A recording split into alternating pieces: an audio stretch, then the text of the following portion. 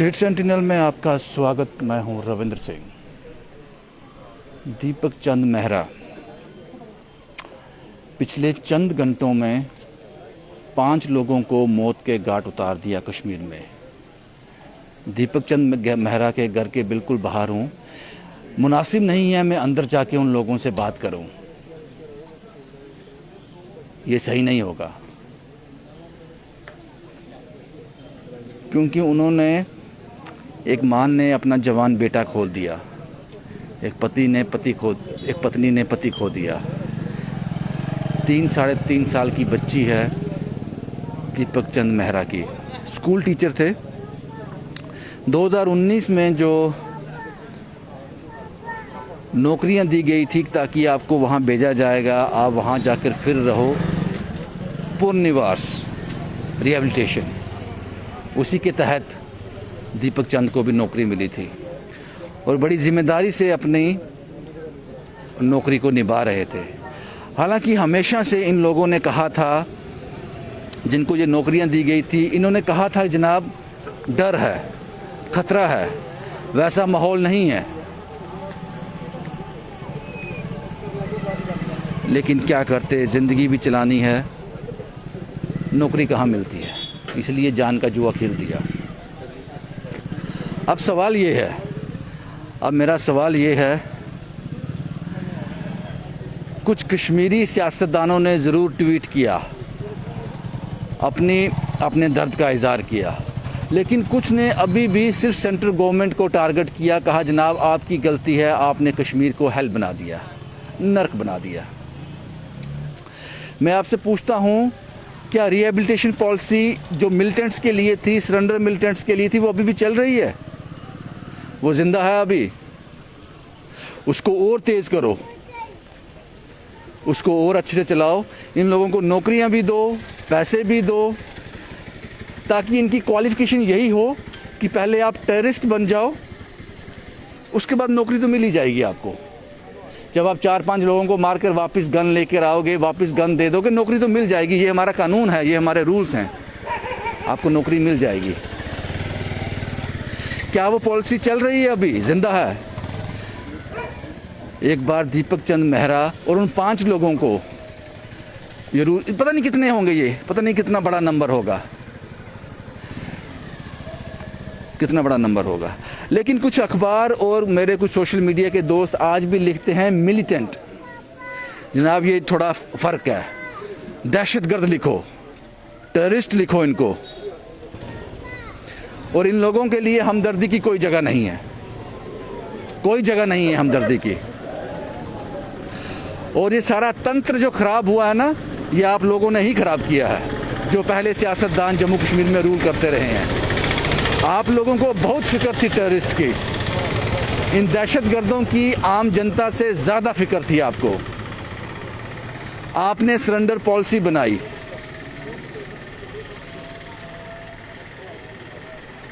जो टेररिस्ट थक जाएगा, अब चाहेगा बड़ा हो गया, मैंने खून खराबा कर लिया, अब मैं वापस मेन स्ट्रीम में जाना चाहता हूँ, आपने रास्ते खोल दिए उनके लिए, आ जाओ वापस। इन लोगों के लिए मुझे कोई पूछ रहा था कि इन 5 लोगों को क्यों मारा होगा टेररिस्ट ने।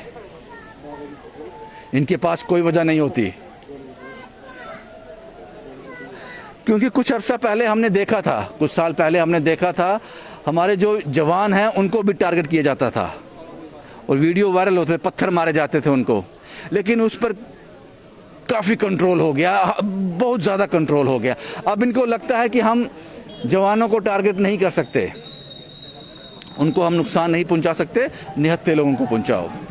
और जहां तक मैंने लोगों से बात की कि जिस स्कूल में ये 2 लोगों को अभी भी घर के अंदर से जब कोई रिश्तेदार आता है तो रोने की आवाज़ आती है, जाहिर सी बात है, वो याद करते हैं उन लोगों को। उस स्कूल में सिर्फ नॉन मुस्लिम जो लोग थे उन्हीं को टारगेट किया गया। ये 2 लोग थे और टीचर भी थे। उनकी मानसिकता समझ लीजिए सिर्फ दहशत फैलाना, सिर्फ दहशत फैलाना। आपकी जो लोगों को वापस भेजने की पॉलिसी है वो कामयाब नहीं होनी चाहिए, सिर्फ ये उसका एक नमूना है। गलती किसकी है? गलती आप लोगों की है। अगर आप लोग फिर सत्ता में आए फिर आप यही करोगे, मुझे पता है। जो पहले सियासतदान यहाँ रहे हैं, जिन्होंने पहले रूल किया, आप वापस यही करोगे, क्योंकि आपको वोट वहाँ से लेने हैं, आपको वोट वहाँ से लेने हैं, इसलिए आप ऐसा करते हो। और जनाब, इसको हिंदू मुसलमान सिख के एंगल से मत देखो। दहशतगर्द का कोई मज़हब नहीं होता। दीपक चंद के परिवार से आकर पूछो उन्होंने आज क्या खो दिया।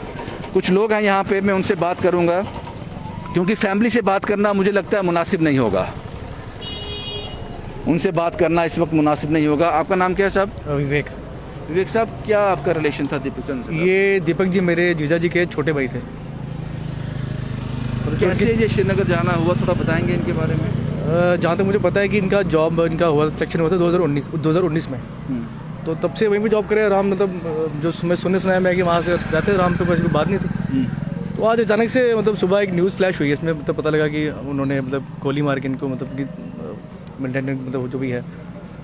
तो पहले तो यकीन नहीं होगी मतलब ये चीज़ हो गई है, और बाद में जब फोटोज़ वगैरह वायरल हुई तो देखा तो मतलब बड़ी शर्मनाक जो भी है हादसा जो भी है। सबसे पहले मिले होंगे, बातचीत होती होगी, मतलब हम जस्ट लाइक भाई, मतलब अच्छे इंसान थे, सबसे मिलते जुलते थे और पढ़े लिखे बंदे थे। मतलब वो गवर्नमेंट जॉब कर रहे थे, बट वो एक MBA मतलब लेवल का बंदा था, जो मतलब एक टीचर की जॉब कर रहा था शायद, मतलब उसके टाइप की जॉब शायद नहीं थी वो।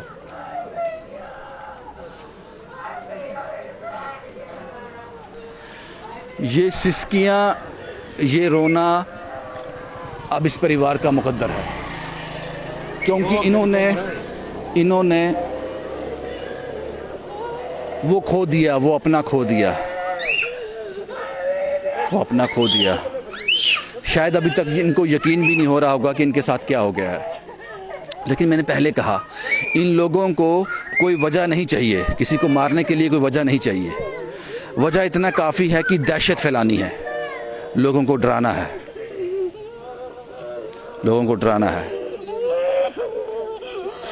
क्या सारी जिम्मेदारी इन दहशतगर्दों की ही है? क्या यही कसूरवार हैं, या हम और आप भी कसूरवार हैं? क्योंकि मैंने कहा, एक बार चेक कर लीजिए, जो सरेंडर पॉलिसी है दहशतगर्दों की, क्या अभी भी चल रही है? वो चल रही है, ये देख लीजिए। मैं बात कर रहा था साहब से, क्योंकि इस तरह का यहाँ पे अब चलता रहेगा। मैंने कहा इनका मुकद्दर है ये, अब इनको ये सब सहना पड़ेगा। आप कुछ बता रहे थे दीपक साहब के बारे में? जी, मैं ये कह रहा हूँ कि मतलब एक अच्छा क्वालिफाइड बंदा था, ये एक टीचर की जॉब कर रहा था बंदा। मतलब होता है बंदे कि चलो अपने परिवार पालने के लिए बंदा कभी अपने लेवल से नीचे भी आके बंदा जॉब करता है, तो बंदा जरा अपनी तरफ से तो जॉब करने गया था, एक अपना फैमिली पाल जो भी है। परिवार में कौन कौन? आजकल वैसे भी जॉब होता है, जॉब मिलना बड़ा मुश्किल है, मिलती नहीं है। तो उसको जॉब मिली, एक टीचर की जॉब थी बेचारे की। मतलब टीचर कौन होता है? जो शिक्षा देता है लोगों को। तो उसके साथ ये हालत, मतलब उसकी ये हालत की है, तो मतलब ये चीज़ बर्दाश्त से बाहर है। उनको वजह नहीं चाहिए, उनको वजह चाहिए ही नहीं। वही कहना, ये चीज़ बर्दाश्त से बाहर है ना, मतलब इंसानियत के नाम कोई चीज़ ही नहीं है। मतलब परिवार में कौन कौन है दीपक साहब के? इनके ब्रदर हैं जो मेरे जीजू हैं मेरे, और इनके माता जी हैं, और इनके फादर साहब का मतलब इसी लास्ट मंथ अभी उनका ना एक बरसी हुई है कि मतलब होता है ना, एक बेटी है 3 साल की छोटी। तो मतलब आपके सामने बड़ा गलत, जो भी हो बहुत गलत हो गई, मतलब ऐसा किसी के साथ ना हो, भगवान करे ना। कुछ और लोग भी हैं। आपका नाम क्या सर? मेरा नाम विजय कुमार मन्नी। आप भी इनके रिलेशन में ही हैं? ये मेरी बड़ी बेटी के देवर थे। क्या कभी सोचा था कि ये भी हो जाएगा? कहाँ सोचा था, अभी आया था, इनकी पिताजी की बस्सी थी, आए थे तो मैं भी आया था, इकट्ठे बैठे थे सभी। तो कुछ सोच नहीं थी, ऐसा कभी सोचा नहीं था ना, उसके मन में डर था, आराम से जाता था। और बंदा भी बढ़िया, कोई लोनी है। दोनों बच्चे बहुत मेहनत करके यहाँ तक पहुँचे बेचारे। तो अब जे आना होनी बोल लो या कुछ भी कर लो, पर इसका कसूर क्या था?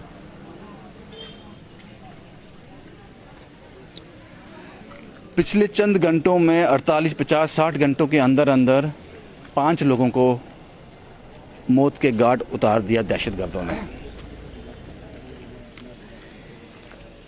इसीलिए मैंने कहा, क्या कसूर इन दहशतगर्दों का ही है या हमारी भी कुछ कमियां हैं? हमारी सियासत में जो पहले गवर्नमेंट रही हैं उनकी भी कुछ कमियां हैं, क्योंकि हमने देखा, हमने काफ़ी लंबे समय से ये कवर कर रहे हैं। एक बार तो मौजूदा हेड ने, जो सरकार में सबसे ऊपर एक चेयर होती है, उस चेयर ने कह दिया अगर हमें पता होता कि इस इनकाउंटर के अंदर ये टेररिस्ट है नाम लेकर, तो शायद ये ना होता। ये सोच बदलनी पड़ेगी। हालांकि पिछले कुछ सालों में काफ़ी बदला है। दहशतगर्दों को कमर तोड़ के रख दी है मोदी सरकार ने, इसमें कोई दो राय नहीं है। हमने पत्थरबाज भी देखे, हमने जब इनकाउंटर चलता था पीछे से पत्थरबाजी शुरू हो जाती थी, वहाँ के जो चंद लोग होते थे, शायद पेड होते होंगे वो, लेकिन आज उस पर एक बहुत ज़्यादा कंट्रोल है। ये मोदी सरकार ने पॉसिबल किया। शायद यही अब रह गया उन दहशतगर्दों के पास कि जो लोग निहत्थे हैं, उनको अपना निशाना बनाया जाए। जिंदा तो रहना है ना, अपनी प्रेजेंस तो दिखानी है, क्या करें। शायद यही कर रहे हैं अब वो। अब ज़रूरत है इन जो लोग आपने श्रीनगर भेजे हैं, ये काफ़ी नहीं होता कि जब किसी का इस तरह का हादसा हो जाता है आप काफिलों के साथ आएँ, इनके घर में बैठें, 15-20 मिनट बैठे, अफसोस किया, वापस चले गए, खेल ख़त्म। कड़ी निंदा कितनी देर? कड़ी निंदा कितनी देर? भाईचारा सिर्फ हिंदुओं के लिए, ये तो सिर्फ चारा है। ये चारा बना के भेजा हुआ वहाँ पे। कौन से भाई, कौन से हिंद मुस्लिम संगठन है यहाँ पे आके कोई प्रोटेस्ट किया, उनके खिलाफ कोई कुछ बोला है? कितने मुसलमान रहते हैं वहाँ पे? ये हिंदू और मुसलमान इन्हीं लोगों ने बनाए हैं। हिंदू मरता है, मर गया हिंदू वहाँ पे, कौन कितने मुसलमान बाहर निकले, और बाद में हमको नारा दिया जाता कि भाईचारा। भाई तो थे ही नहीं, आपने तो चारा बना के भेजा हुआ वहाँ पे। ये चारा ही तो है, इससे ज़्यादा क्या कह सकते हैं? जिनके घर खाली हो गए, पूछो उनको जग के। कल आ जाएंगे बड़े बड़े मंत्री मिनिस्टर आ जाएंगे, हम कड़ी शब्दों में निंदा करते हैं। निंदा ही कर रहे हैं ना, कितने सालों से तो निंदा ही सुन रहे हैं। स्टेप क्या है? सही कहा आपने, बिल्कुल सही कहा। क्योंकि लोग भी थक गए हैं आपकी निंदा से, अब वो एक्शन चाहते हैं, अब वो अपनों की सुरक्षा चाहते हैं। बड़ा बदकिस्मत है। और ये सिसकियाँ, ये रोना, ये दुख इस परिवार का मुकद्दर है, क्योंकि जवान बेटा खो दिया, पति खो दिया, बाप खो दिया। गाड़ियाँ आ रही हैं, काफिले आ रहे हैं, और शायद निंदा भी बहुत ज़्यादा होगी, लेकिन ये नाकाफ़ी होगा, ये नाकाफ़ी होगा। अब इन दहशतगर्दों को जड़ से उखाड़ना है, इनको ख़त्म करना है। मैं ज़रूर कोशिश करता, अंदर जाता, इन लोगों से मिलता, लेकिन ये मुनासिब नहीं है, ये सही नहीं है इस वक्त इनसे बात करना। शुभम कुमार के साथ Ravindra Singh, the state sentinel के लिए।